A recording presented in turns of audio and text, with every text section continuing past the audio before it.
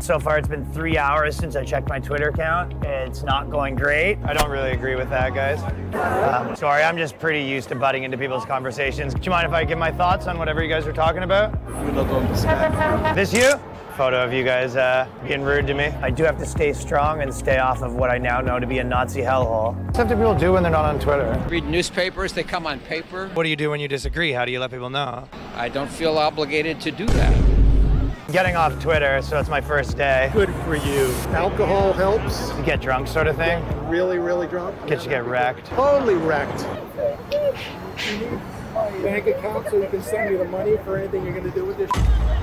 Well, yeah, well, you can give it to us if you want. I don't think I'll do that. Oh, I thought that's what you were saying. Sorry, I'm used to mostly talking to people online, so I don't have that much, like... Yeah, you don't have much social skill. Do you have good shoes? Oh, nice. Yeah. Why don't you take a hike? That ain't it, Chief.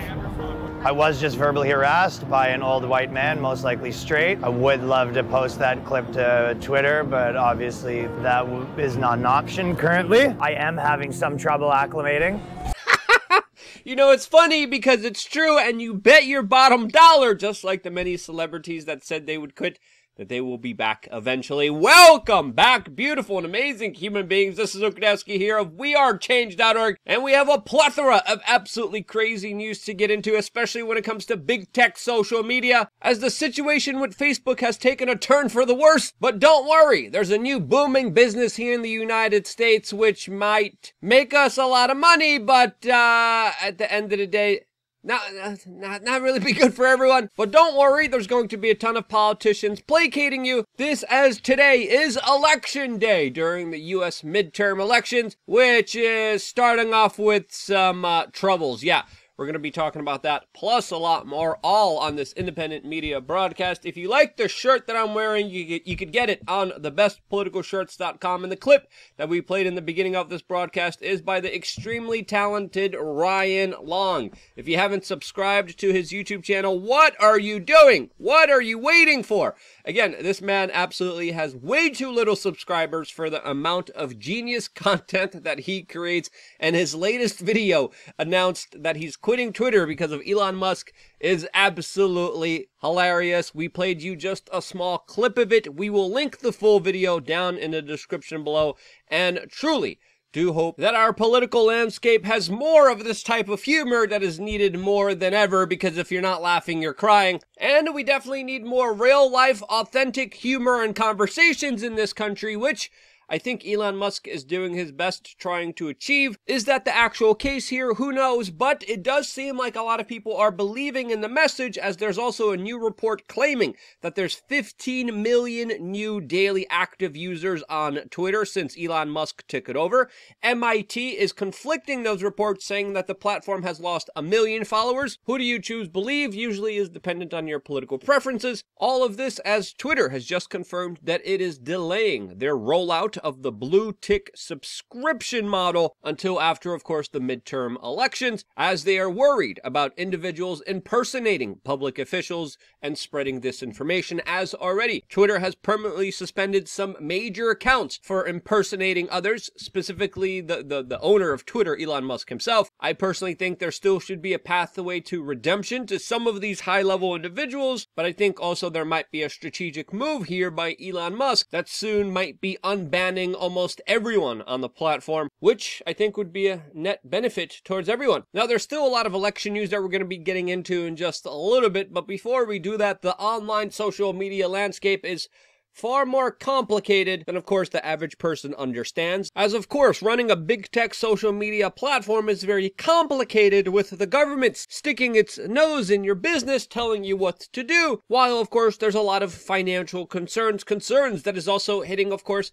Facebook, that according to the Wall Street Journal is now preparing to notify their employees that there's going to be a large-scale layoff at the company. This says, of course, they're losing a ton of money on their VR venture, which hasn't really paid off. And I wonder if these major layoffs will be covered as critically as the layoffs that just happened with, of course, Elon Musk, but I highly doubt that. But as businesses all around the world are taking a major hit, there are some companies doing better than ever, and that are specifically companies in the funeral business and also in the ER healthcare business, as of course hospitals throughout the United States are reporting that they are being overloaded with patients, that there are crowded waiting rooms, hour-long wait times. As in yesterday's video, we even talked about how a used casket has been traded in for a cash loan at a pawn shop in Colorado, as more and more people need them. Why does this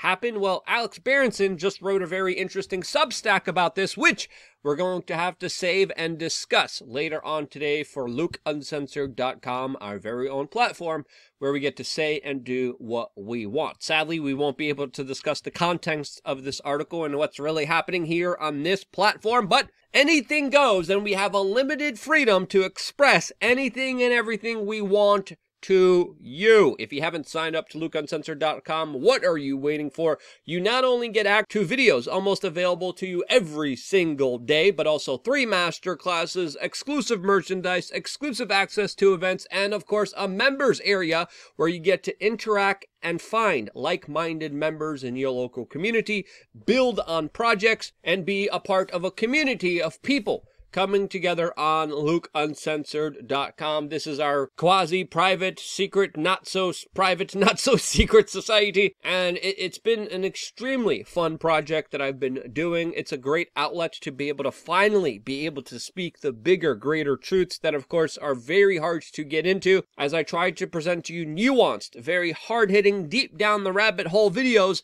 centered around information that will greatly help you and benefit you navigate the changing landscapes of our ever so crazy society. If you haven't signed up yet, sign up right now to LukeUncensored.com, and I will see you there right after this broadcast, as the new video is available for you right now. Now, of course, we're still not done here, as there's a lot to talk about, especially when it comes to this midterm election, which we are right now in the middle of, as last night everyone was paying attention to the speech that the former president of the United States was making in Ohio, as of course there's reports of his entire family being in attendance, a lot of people speculating that this was when Trump was going to announce that he's going to be running for the presidency in 2024, and Donald Trump announced that he's going to be announcing something on November 15th at Mar-a-Lago in Palm Beach, Florida. Announcing that he's going to be announcing on a red moon, which just took place a couple hours ago, which, by the way, Donald Trump was actually born on. This, as the former president also listed off the endorsed campaigns and politicians that he asked the people in attendance and the people that are watching his speech to vote for today, as of course the New York Post also came out today and officially endorsed a Republican candidate for governor with a front page endorsement saying, "Vote to save our state." This, as a record number of Americans are expected to be voting today in very contested elections, especially in even majorly Democratic areas like New York, where a Republican might potentially become the governor there. The Daily Mail has called this a knife-edge election day. This, as already 44 million votes have been counted early, and many people are expecting that Republicans will, quote, have a red wave, but now there's some problems. As of course, we're getting reports of a lot of long lines in polling places, just like this one in Maricopa County. This picture specifically showing the line to vote in Scottsdale, Arizona. The #1 post on Reddit right now is this line in Indianapolis, showing a line that people have to wait an hour and a half for in order to vote, as in some district poll workers are reporting that the machines are not working, with specifically this video right now going viral on the internet, highlighting one of many problems that people are having to deal with right now. I put my ballot in, but so it got misread, but then what was happening? Put it in there, Yeah. and tonight a Republican and a Democrat will sit and go through all of the misread ballots all over the county Okay. and count them, and it will get counted.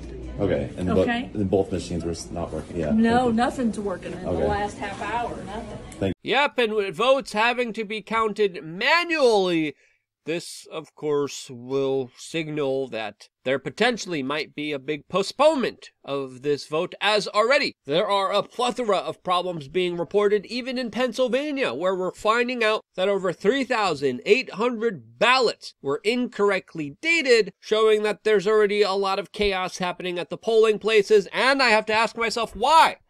Why in the world is this happening? Why are third world countries able to have elections without any kind of major problems? Why is this a continual trend here in the United States? As of course, both political parties have expressed concerns when it comes to the elections. When it comes to voting, other countries literally know the decision of what happened in their country on the day of the election. And now in the United States, there are more and more problems every single election that of course raise concerns to what actually is going on here. Now, what's actually going on here? I don't know. But the fact that the United States can't get their ish straight as of right now, the fact that we can't even test these machines, why are the machines down? Why weren't they tested and figured out if they're working before this election? Why are there so many simple clerical mistakes being made here? And why is the corporate media, specifically ABC News, along with other Democratic Party establishment officials, talking about how we most likely will not be getting the results tonight, as ABC News has this article saying, quote, early election night results might not indicate final tallies, and quote, why that's okay. And it's not okay. It's going to lead to confusion. It's going to lead to people questioning what's going on here. It's going to lead to people being more skeptical here. And if the Republicans end up winning, the Democrats are going to be skeptical. If the Democrats win here, the Republicans are especially going to be skeptical here. But this kind of finagling, this was also a very similar announcement pushed out by the John Fetterman campaign in Pennsylvania saying, hey guys, be patient. It might be a few days until we find out what actually is happening here. And that, to me, right there is just absolutely unacceptable and crazy. If you agree, share this video with your friends and family members. I love you guys. Stay tuned for more here on WeAreChange.org. One more video right now coming your way on LukeUncensored.com.